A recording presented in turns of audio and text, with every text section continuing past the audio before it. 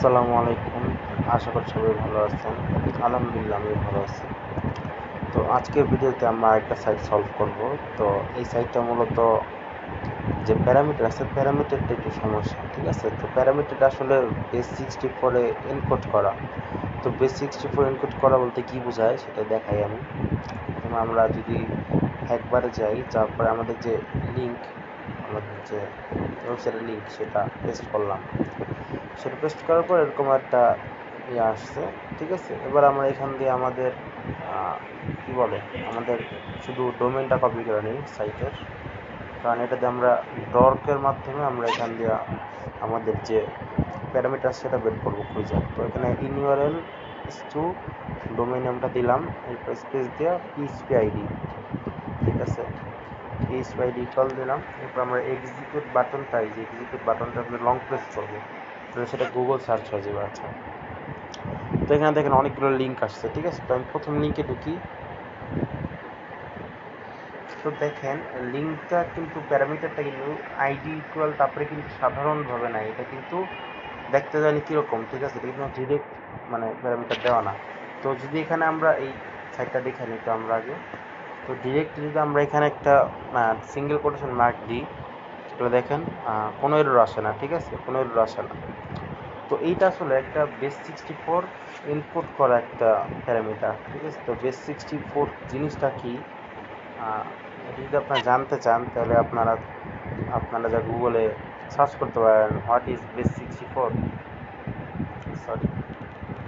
তো সব কিছু আসলে গুগলে পাওয়া যায়, মানে 99% জিনিস যা আমাদের লাগে জীবনে সব কিছু কিন্তু গুগলে পাওয়া যায়, ঠিক আছে? তো এখানে দেখেন এই যে base 64 is a group of binary to text encoding schemes that represent binary data in an STI string format by translating the data into radix 64 representation। এই যাই হোক, তো সোজা কথা বলতে এটা একটা এনকোড করার মেথড, ঠিক আছে? আমরা সোজা কথা যদি বলতে চাই, তো এটা একটা মানে এনক্রিপ্ট করা আর কি, এটা ঠিক আছে বেস 64 এ। তো এখন আমাদের কী করা লাগবে, এই বেস 64টারে ডিকোড করা লাগবে, মানে ডিক্রিপ্ট করা লাগবে, তারপরে আমাদের স্কিল ইনজেকশন করা লাগবে। তো কীভাবে দেখাই আমি, প্রথমে আমাদের শুধু প্যারামিটারটা যেটুকু আমাদের করা আছে ইনকোড সেটুকু আমরা সিলেক্ট করব। প্রথমে যে ইকুয়ালটা এটা নিব না, কারণ প্রথমে ইকুয়াল তো আমার দরকার নেই, সেটা তো আগের দিকে ঠিক ছিল। পরে যেটুকু আছে ইকুয়ালের পরেরটুকু, এই যে এম জেড ই ইকুয়াল, এইটুকু হলো আমাদের ইনপুট করা। তো এইটুকু আমাদের ডিক্রিপ্ট করতে হবে। তো ডিক্রিপ্ট করার জন্য ডিএইচ একবার যদি ইউজ করে থাকেন তাহলে এইভাবে করবেন, যে একটুকু সিলেক্ট করবেন, সিলেক্ট করার পরে যে একটু সিলেক্ট করবেন, তো এখানে দেখেন রিপ্লেস অপশন আছে, এখানে রিপ্লেস অপশনে ক্লিক করবেন। ক্লিক করার পরে এখানে দেখেন একটা অপশন আসে যে বেস 64 টু স্ট্রিং, আর একটা স্ট্রিং টু বেস 64।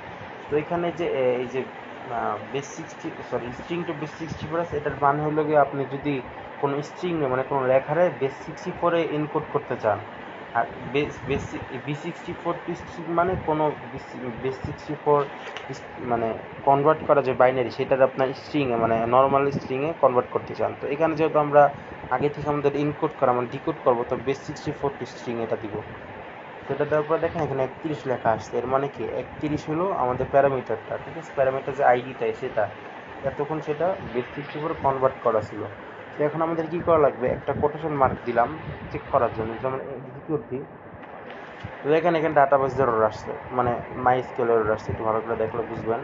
তো এখানে আমরা একটু ফিক্স করার ট্রাই করি। আচ্ছা, ফিক্স হলো না। তারপরে আমি আরও 2-3টা ব্যালেন্সার জানি, ব্যালেন্সারগুলো ট্রাই করি। আচ্ছা, 30, আচ্ছা, নট অ্যাকসেপ্টেবল জিনিস। যাই হোক, তো এখানে আসতেছে না, কারণ আসছে একটা। তো এই কারণটা কি, আমরা যে বেস 64 থেকে স্ট্রিং কনভার্ট করছি, এরপরে আমাদের যতগুলা কোয়েরি দিব সবগুলো বেস 64 কনভার্ট করে তারপর দেওয়া লাগবে, ঠিক আছে? তো কীভাবে, এটা মনে করেন আমি একটা সিঙ্গেল কোটেশন মার্ক দিলাম, তারপরে এই পুরা যে প্যারামিটারটা আছে মানে আইডি যে প্যারামিটার আইডি যে আছে সেটা যে 31 সহ যে সিঙ্গেল কোটেশন মার্কটা আছে, এইটারে আমরা যে স্ট্রিং টু বেস 64 নিয়ে যাবো, মানে বেস 64 নিয়ে যাবো। এখন আমরা যদি এক্সিকিউট করি, দেখেন এখানে ডাটাবেস এরর আসছে। তো আমরা আবার একটু ব্যাকে যাই। তো ব্যাকে যাই, এখানে আমরা ব্যালেন্স করার চেষ্টা করি। ব্যালেন্স করার জন্য এইভাবে সিলেক্ট করলাম, সিলেক্ট করে আবার স্ট্রিং টু base64 এক্সিকিউট করলাম, ডাটাবেজ এরর আসতেছে। তো আমরা বাকি যে মেথডগুলো জানি ইউআরএল ফিক্সিংয়ের জন্য এগুলো অ্যাপ্লাই করি। এটা দিলাম, দুটা মাইনাস দিলাম। তো দেখেন এটা এখন ফিক্স হয়ে গেছে, ঠিক আছে। তো দেখেন সাইটটা পুরোপুরি লোড দিচ্ছে। তো এর মানে আমাদের ইউআরএলটা আমরা ফিক্স করতে পারছি। তো এখানে আমরা এখন ইউনিয়ন মানে কি বলে গ্রুপ বাই অর্ডার বাই করে আমরা কলাম টলাম সব বের করতে পারবো, ঠিক আছে। তো এটা আমরা আবার আগের জায়গায় নিয়ে যাই, এইটার সিলেক্ট করি, সিলেক্ট করে আমরা আবার base64 স্ট্রিং নিয়ে যাই। তো এখানে এখন আমাদের গ্রুপ বাই যে কোয়ারিটা আছে কোয়ারিটা দিলাম এখানে। তো কোয়ারিটা দেওয়ার জন্য মনে করেন প্রথমে 10 দিলাম, 10 দিয়ে আমরা এই পুরাটারে এখন এনকোড করে ফেলাবো, এর 30 থেকে শুরু করে একবার শেষ পর্যন্ত। তো দিলাম, এখানে ডাটাবেজ এরর আসছে, মানে 10টা কলামের থেকে কম আসছে, কম আছে। তো এখানে আমরা আবার আগের জায়গায় যাই। হ্যাঁ, এখানে যাওয়ার পরে এখানে যেখানে 10 দিয়েছিলাম এখানে 1 দিয়ে দেখি যে একটা কলাম কি আছে। এখানে আবার স্ট্রিং টু base64। আচ্ছা, তো তাও এরর আসতেছে। এখন আমি আপনাদের বলি যে এখানে তাও এররটা আসতেছে কেন। তো সাধারণত আমি যে কয়টা এই যে base64 ওয়ালা সাইটগুলো দেখছি এগুলোর মধ্যে বেশিরভাগই দেখা যায় যে প্লাস যে আমরা দিই, প্লাস আমি দেখাই যে এরকম একটু দেখে যাই রিপ্লেস করা। আচ্ছা, এই যে এখানে যে দেখেন এই যে প্লাস দেওয়া আছে, এই যে প্লাস, এই প্লাসগুলো কেন দিচ্ছে আপনারা জানেন? আমার জানা মতে এই প্লাসগুলো দেওয়া হয়েছে স্পেসের পরিবর্তে, মানে আমরা যে স্পেস দিই স্পেসের পরিবর্তে এখানে প্লাসটা দেওয়া হয়েছে, ঠিক আছে। তো এখানে আমার জানা মানে আমার মনে হয় যে এখানে প্লাসগুলোর জন্য এখানে এররটা আসে, ঠিক আছে। এই প্লাসগুলো সাপোর্ট করতেছে না base64 কনভার্ট করার পরে।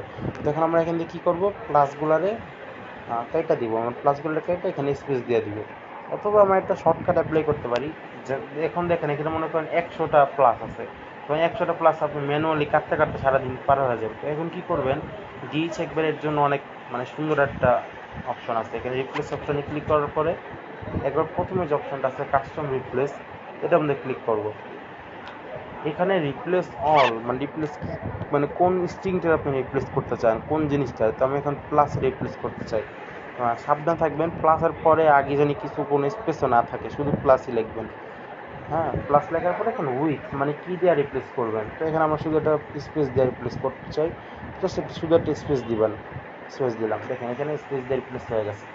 তো এখন আমরা আগের মতন আবার যথারীতি এখান দিয়া তাহলে base64 কনভার্ট করে এক্সিকিউট দিই।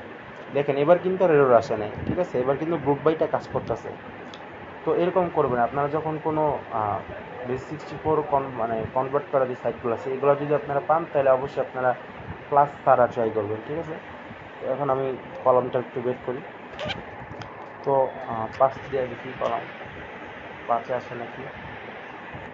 স্ট্রিং base64 লোড নিচ্ছে। এবার আমরা তাহলে একটু বাড়ায় দেখি 6 দিই। আপনার মনে রাখতে হবে শুধু আইডি যে প্যারামিটারটা আছে আইডির পরেরটুকু থেকে শেষ পর্যন্ত যত কিছু লিখবেন সব কিছু আপনাদের base64 কনভার্ট করা লাগবে, ঠিক আছে। আচ্ছা, দেখেন 6ও মানে ইয়া হয়েছে। তাহলে এখন 8 দিয়ে দেখি আমরা।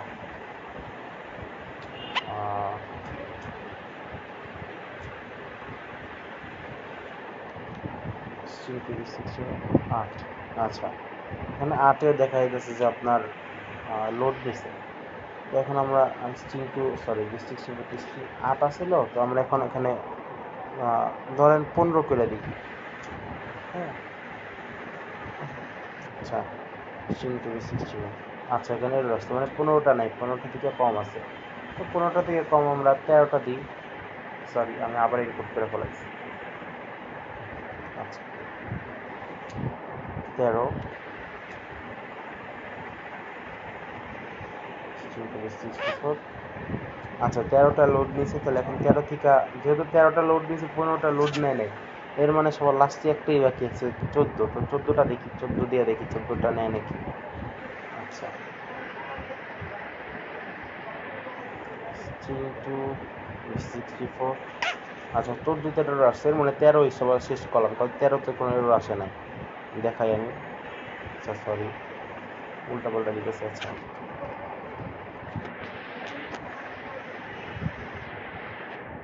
13 হয়ে গেল।